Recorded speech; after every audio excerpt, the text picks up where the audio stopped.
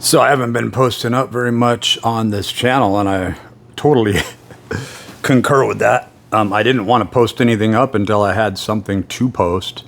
And I got to say, after a month of doing beef liver, after 2 months of doing orthomolecular healing nutritional science, which I can show you up here, but I've done videos on that recently, and I don't just want to like be in this desensitizing sort of way, just disconnect and show a video screen. But there are certain things that I really wanted to show. But I mean, everything is, I mean, I'm getting solid from eating like this. It's great. And I'll be showing the bod real soon when I have something to show. That's the whole thing that deters me from, there's plenty of people on YouTube that are shredded, plenty of big guys. Until I have something that really makes me stand out to where I have a series, a product, something that's reproducible, I'm not even going to open my mouth about it, you know? It's that type of thing, right? Where we don't talk out our ass on Rogue Beast Warrior. We put things up that are pertinent for everyone and something that everyone can get something out of, right? So I'll be doing many training videos. I fell off hard, and this is like the main video that I have not known whether or not I was going to make or do regarding where I was. The last posts I was doing last year, about 6 months ago, I was still very lean. I weighed 155. I was maintaining that for many months, 6 or 7 months. I'd go up a little bit, then I'd go right back down. But I felt depleted. I felt like there was something missing. Every time I went back, I ordered another supplement. It just wasn't doing it for me. And I can see the deficit. I'll post things up. I'm not dogmatic on this channel. I'll post things up from Durian Ryder, who I can, having been a master trainer and then been a master fat ass, an old master fat ass, and now training myself, there's a little bit of a schizophrenic split there going on where it's like, okay, I got all these different personas and personalities, but here I am, one, right? And even more so if you want to get esoteric minded or arcane minded with that, we won't go in that direction. That's not what this channel is tailored toward. But in reference to someone like Durian Ryder, who's all sugar, all CHO-based, carbohydrate, standalone centric, he's doing, I don't disrespect the person. I love the energy, and I like watching a lot of those, what the sugar hype is based around. And there's a lot of channels networking that I didn't even know existed. I was on a very similar nutrition plan back in the early 90s, late 80s. That's what the bodybuilding diet really represented, was like this very low fat. Even when you look at the moderate to low protein compared to the direction that a lot of people have gone in nowadays, especially with the advancement of understanding with insulin growth factors and so forth, and then the abuse of certain drugs that would be used in a pre-diabetic type 1, type 2 diabetes situation, things like metformin, or there's many others. I don't even want to be the person who talks about them all, but like there's many others. There's letrozole, there's Clomid, there's Arimidex. I mean, I'm very well versed in all this stuff, understand it. I was natural until I was 41 years old. I'd achieved this extremely lean, very well muscled, almost like I would crave eating meat. And I would eat a lot of meat. And I didn't cross-correlate or associate that I was in a greater portion of the time in ketosis and going into gluconeogenesis, that I was like actually driving through gluconeogenesis, GNG all the time. And like I'm beginning to feel that way and my body fat's dropping, and I'm like, I actually have a forum to go back to this and start talking about it. Maybe I'll even start another channel that's more based upon metabolic flexibility so that I'm not cutting this one off, because I really do believe in the power of doing a standalone type pyramid nutritional program But where I have the experience is actually sitting down, being paid, and having made money off of nutritional and wellness counseling. I understand that to do just one standalone type of macronutrient isn't going to fortify your body, and you're going to have to open yourself up to other avenues, other venues, from, taking in nori to algae to, eating nuts, avocados, berries, wild honey. There's a cross correlation where the pyramids literally flip upside down, whereas on one side with the sugar diet that Durian Ryder, Skeleton City, and many other people talk about, right, is this focus, this very carbohydrate-centric, standalone focus on fruit, sugars, right, and rice, not brown rice. And then when you look at the top of the pyramid with respect to the carnivore style diet, you look at meat, predominantly red meat is how it's being touted here. Bacon, which is what works for me. That's this, you could do a pork tenderloin, pork, but just bacon having that higher fattiness, that's the perfect miracle combination for me that just fuels me and gets me going. And then later it'll be more like pork tenderloin and things like that, right? With a little bit more fat, but you could throw lamb in there. You could throw a lot of different cuts of meat, right? But mainly you're looking at eating the beef liver and the organ meat as well. And even you can eat dehydrated blood and things like this. And it sounds gross to most people, but when you look at deficiencies where you need to bring up copper levels, Heme iron levels, it becomes a valuable tool to be able to use what you need to use and stop thinking in a very small-minded sort of way. So we're about halfway through with the coffee style protein powder power pudding that I made. And I've been doing that every day, and it's effectively allowed me to lose a shit ton of weight in a very short period of time. And I am not cutting back on calories at all. I've been eating a large portion of eggs. I'm doing 6 eggs a day in that. I'm doing 2 scoops of protein powder, cooked generously in butter and topped with whipped cream, where I would throw some swerve on there if I had any. But to me, I enjoy the sort of lighter, almost like an Asian pudding type flavor. It's really amazing. And then I sprinkled some Sumatric coffee on the top of that, and it was just amazing. And I baked it this time around with coffee. So we're going to be doing a lot of videos where I'm going to be demonstrating the TRX and the full power of the TRX. I've done thousands of training sessions on the TRX when I was training people in the Bay Area for years. I've taken myself through countless training sessions every single day, just pounding it out, going back. There were times when I'd work out 3 or 4 times a day, more times in one day than I would work out in a whole week right now with the same intensity. And I did this predominantly in gluconeogenesis. What I would typically do is I would go back to a base where I would carb up once a week, where I would eat whatever the fuck I wanted to, and then I would go on a very strict diet that was very difficult to get back on. But training people and having that sort of diversion, just like this is a great diversion, it was an escape. It was a way to go, okay, I need to push myself forward, wake myself the F up, and start training these other people. And so working out, but later walking became a primary aspect to that modality. So if you see on the pyramid that I came out with, and that's my interpretation of how I approach the carnivore and how I would approach the carnivore. And so when you're losing a mass amount of weight, you go down to that lower tier or that 4th stage. And I believe that there's even a 5th stage, is that if you put this sugar diet, Skeleton City did one, if you want to go onto his channel and look at that. But he did a top tier where I had mentioned prior to, where you're doing fruit, sugar, and rice, white rice, right? And you might even put sugar in with white rice. I mean, that's the macronutrient that you're producing, this fibroblast FGF21, right?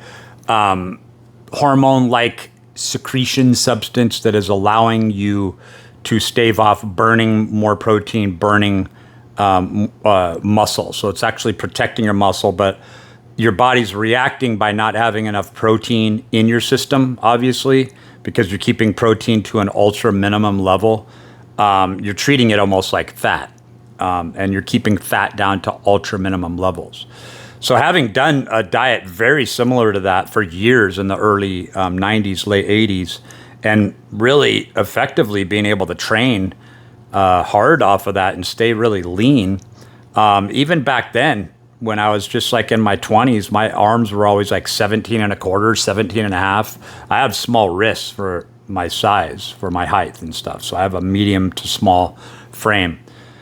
So that was like it looked like I had 18-inch arms. And when I'd go up to 18 plus inch arms, they'd look closer to 19 or 20, right? Because of my smaller bone stature.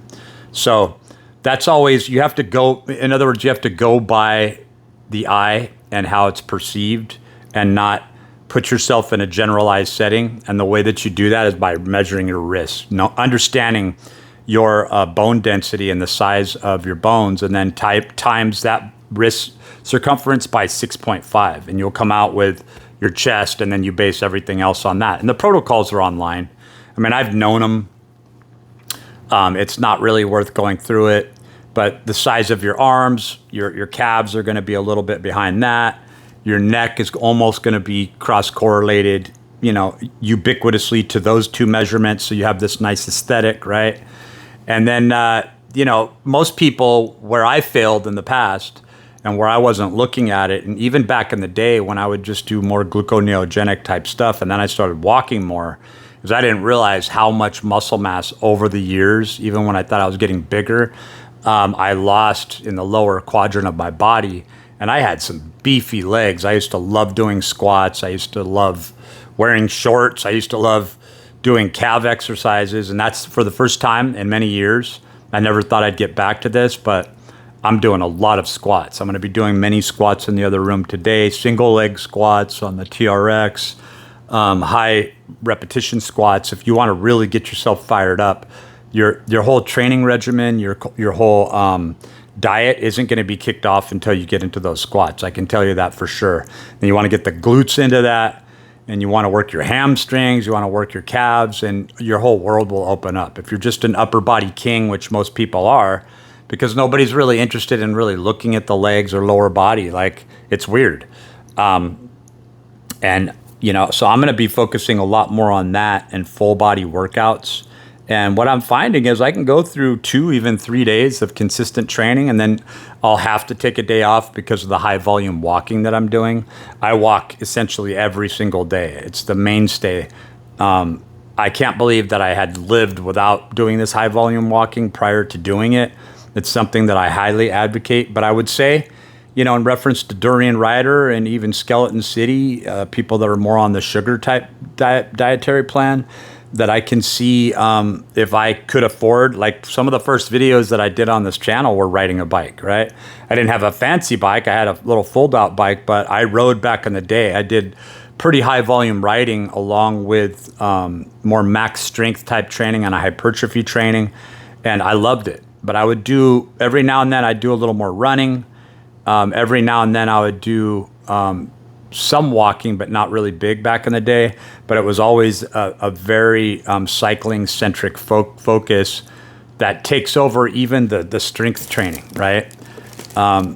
It's great. Like, cycling is amazing. And even it opens up the venue and a segue toward Pilates and yoga, which I've been certified in Pilates in the past. Not a big fan. I realized that on the free motion machine and even the TRX way back in the day, just using bands and resistance, that you could effectively do more than you would on the reformer.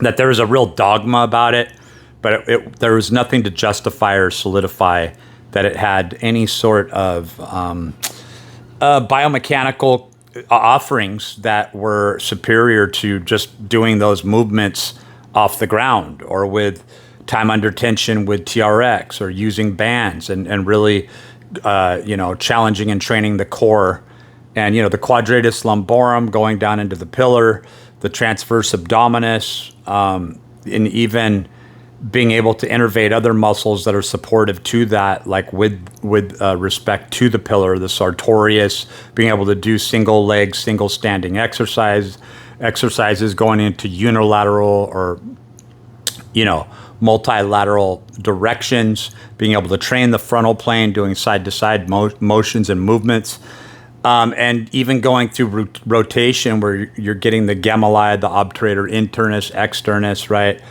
The piriformis, getting all those muscles activated through a TRX exercise. That's the main tenet there, is that you can go in and hit the transverse movements. You can hit all these different movements and really challenge the obliques and build up an amazing core and a good powerhouse. So I'm a big advocate of TRX, and I'd say look out for some amazing videos to come, because when I have something to show, I'm getting ever closer. I'm working on it.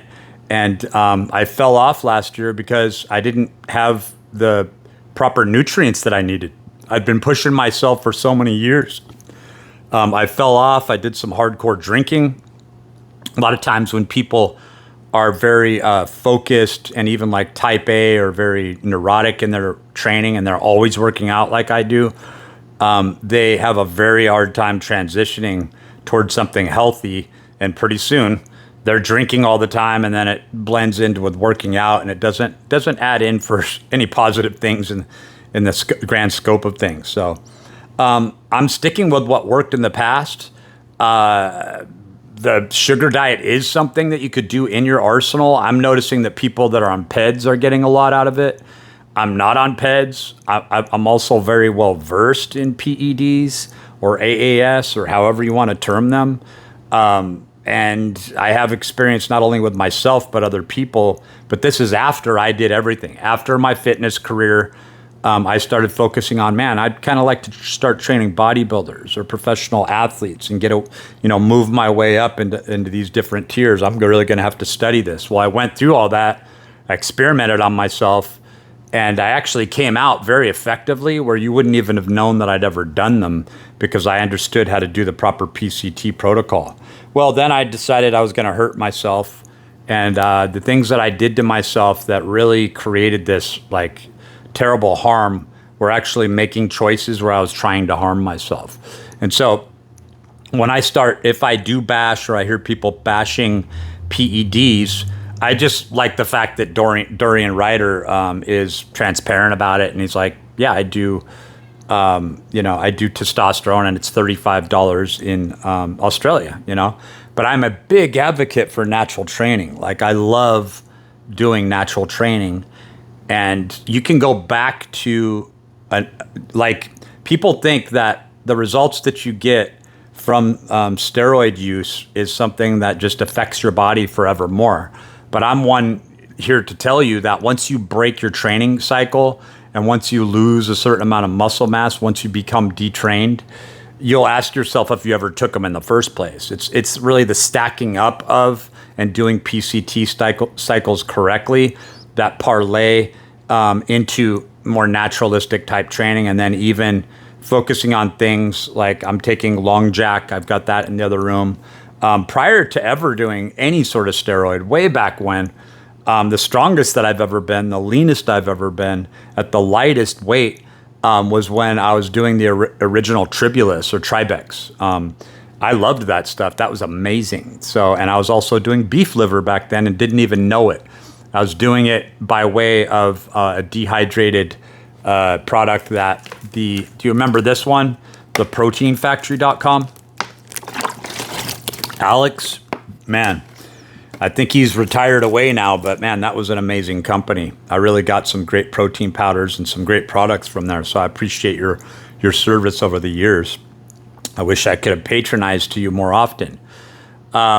And I just threw away, a couple of years ago, I threw away a whole 10-pound bag from protein powder from proteinfactory.com. And I'm like, I don't want to throw this away, but it was 2 years past. And I had it in hot weather for a while when I was up in Northern California, and I knew the fat in it because it was a Aussie whey concentrate. I knew that it had gone bad, so there was no way. If it was refrigerated, I would have kept taking it. That stuff would be good for 3, even 4 years. You have to keep the fat from going rancid and bad, though. And that's the thing about, especially with whey protein concentrate. And that's the attractiveness with getting into the Dalton measurement units when you're looking at the molecular scale and you go more toward hydrolyzed, that's really, but once you're messing with that stuff, you can only take small amounts of that, and you have to make sure that you're not taking in protein. Your body's really good at regulating with protein, and you'd almost be better on the other side of the spectrum where you're taking in casein, right? But right now, casein protein, like that used to be the cheap stuff, right? Now they're charging all sorts of money for casein protein, and that's the cheap stuff. Just go buy yourself some cottage cheese, you'll be good to go. But anyway, look out for some really great training videos to come when I can lean up and show the show. I used to be fairly lean at 185 pounds. I don't know what happened, but I think I'm going to be building up. I might end up still weighing 185 pounds and getting leaner and leaner because I'm building my butt up, my glutes, my glute maximus, glute medius, glute minimus. I'm building up my quads. I'm building up my hamstrings. I'm going to be building back up my calves, but my calves get a lot all the time, and they're like one of the leanest parts of my body, right? So, some donkey calf raises and some jump squats and things like that. And then when I can get back into the gym, I love training the soleus and, doing some seated calf raises, heavy seated calf raises. I loved that, So my whole goal is to get back in there and make this whole venture, this venue profitable. So Rogue Beast Warrior, be well. And, we're going to bring out the Rogue Beast in you. I'm going to be doing a lot of live streams of training. When am I going to be doing it? I think within the next, realistically, at the body fat reduction that I'm going through and the beautiful diet that I'm on right now, I'm going to be going through that. I think in the next 2 weeks, some amazing things are going to be happening. So I'm not going to promise, but I'm going to say within the next 2 or 3 weeks, I'm going to get some actual footage, training videos. I even have a green screen ready to go back there. I got the whole setup with the TRX. I've been doing the exercises for weeks now. I talked about that a little bit, about how my uncle passing away, he had bought a TRX that he'd never opened. I think he was waiting to see me to do it, and it's just strange how things happen, but I'm not going to squander it. And the last time that I saw him was down in Pasadena when I was walking, doing high mile walking. Back then I was doing 25 to 30 miles a day, no embellishment. That's crazy, right? I would go walking all day, every day. It was 10 miles to get to work, 10 miles back. You can go clock it. It's the real deal. It was right on the crest of Altadena, all the way over to Magic Johnson's 24-hour fitness, which is exactly 10 miles away. I clocked it. I charted it. And then later I would go ride a bike and I would be like, you walk this? Holy shit, dude. And then I would walk all the way back, and then I would walk on top of that and go for walks. So you can break past barriers where you think that you just can't do anymore. And I was also predominantly just on gluconeogenesis, living on protein powder back then.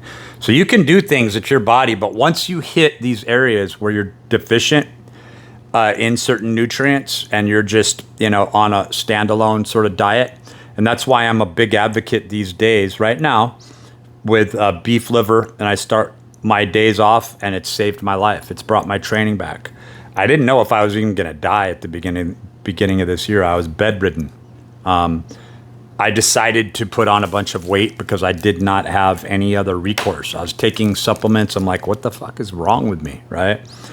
And then finally, doing due diligence, doing research, really digging in and having long conversations with ChatGPT, I finally discovered the things that I was deficient in, pinpointed it, added it in, discovered how cheap it was, how delicious it really is, beef liver, sardines. I talk about it to length, and high volume eggs, along with, I've always been a big advocate, but I had to structuralize the pyramid to show people where it's like, look at the top tier here with the carnivore, you do just want to stick with, beef and not even eggs, not even sardines, right? You start to add those things in later, but you stick with bacon and beef.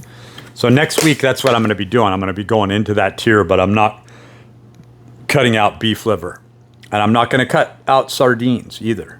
I'm going to try to kind of do a tier 1, tier 2 mixture, right?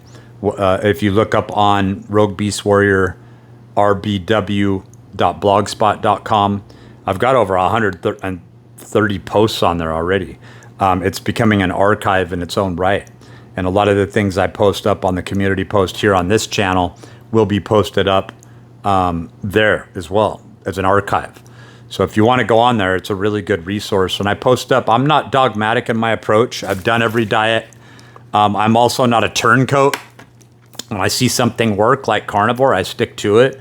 And I'm sticking to carnivore right now. And next week I'll be doing Angus beef.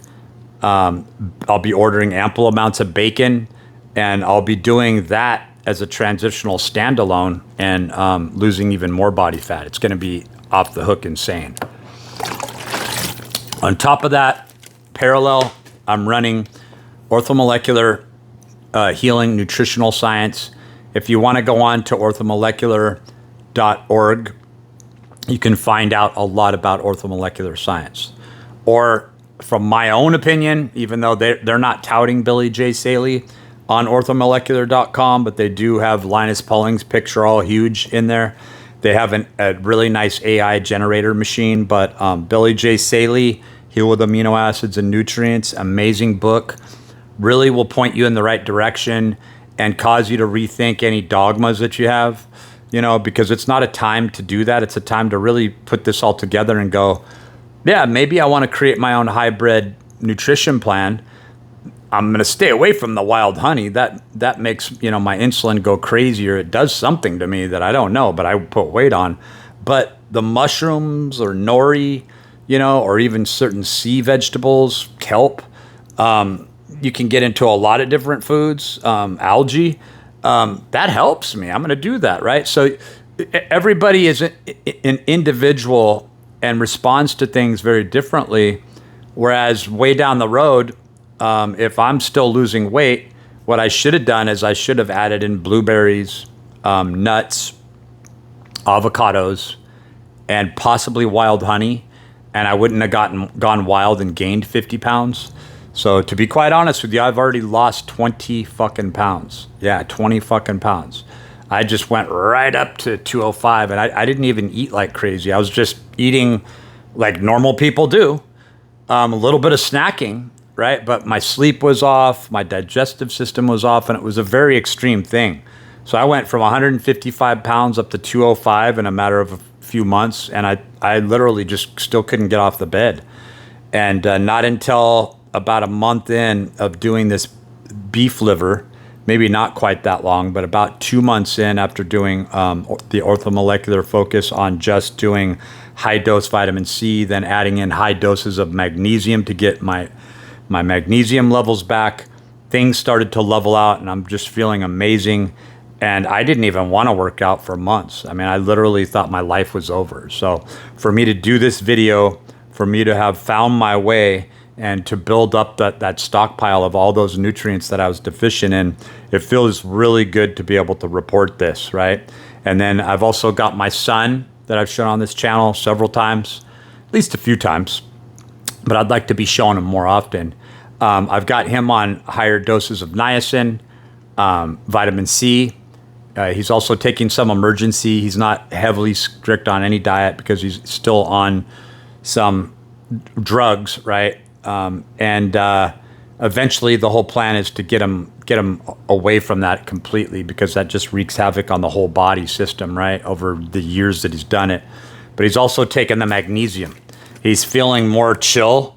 Sometimes I'm like, he'll be sitting there and he'll just be so chilled out, just watching TV or playing games. And it used to be until recently that 8 o'clock came around, it was time for him to take his meds, and he would just start freaking out and going off the hook. And it was like, okay, give him his meds, give him his meds. Now he's all mellow and like, he's like, oh, I need to take my meds. It's 8 o'clock now. And I'm going, that's a good sign that you need to cut down on those meds, possibly. So, right now, my whole job is to focus on getting myself back, staying in it, consistently being in it, not being dogmatic, where I could really see these two pyramids coming together and people exchanging and changing information, where it's like, dude, Dorian Ryder, when you come off the test, right? And I know you say you'd be just as good without it. That's the excuse everyone makes. And you realize there's something missing in your diet. When you're finally hitting 50 in a couple of years, look up my videos. I highly recommend. It's going to change your life, and I can just see you saying it and doing it. However the information gets to you, man, is beef liver, sardines, maybe even some eggs. You don't have to go there, but a little bit of beef liver, man. Or I want to hear you talking about nori, algae, kelp, other things where you're getting in the higher density and higher nutrients instead of just what you're on in China right now, which is at your age, man. I see the gray hairs popping out. Hey, I'm older than you quite a bit. I know where you're coming from, but don't posture yourself like you're some young G, right? That whole temerity and hubris, that it doesn't work anymore, man. Focus on the maturity, and your subs will double. They'll grow because you have a great energy, just like my man over at Skeleton City. Great energy, shows you the need for carbohydrates. But can you do it without carbohydrates? I'm still out to prove that. I really had a lot of hopes for a carnivore in the beginning, and then I realized there's just no way, man. Because like Dorian Ryder, he's eating, and I mean, he's like a hummingbird. You know, he's like a crack addict on the sugar, right? Well, the same thing was happening with me when I was getting down under 155 pounds at a little over 6 feet tall with the carnivore, where it's like I was just eating all this meat all the time, all this bacon, and it's like the more fat I'm eating, the more protein I'm eating, the quicker I'm dropping weight, and I'm like, what's going on here, right? So it really is about the training. It's really about the metabolism. And again, I'm not against PEDs at all. Just be honest about it. Be honest about your approach. And really, not enough people then talk about proper PCT cycles. And you really have to focus on proper PCT. And even so that you're not losing all the gains that you got, going more toward insulin growth factors. I'm not even going to suggest like SLIN, even though I've done SLIN as a standalone. Even I've done the Dan Duquesne Death Wish diet. Okay, you're talking to somebody who's been on every end of the spectrum, and I loved being natural for all the years that I was. If you're going to be psycho, that's the place you want to be psycho, is in your training, right? And I can't wait to get some psycho training coming up here, and maybe I'll come out with a metabolic, flexible channel tapping into the psycho.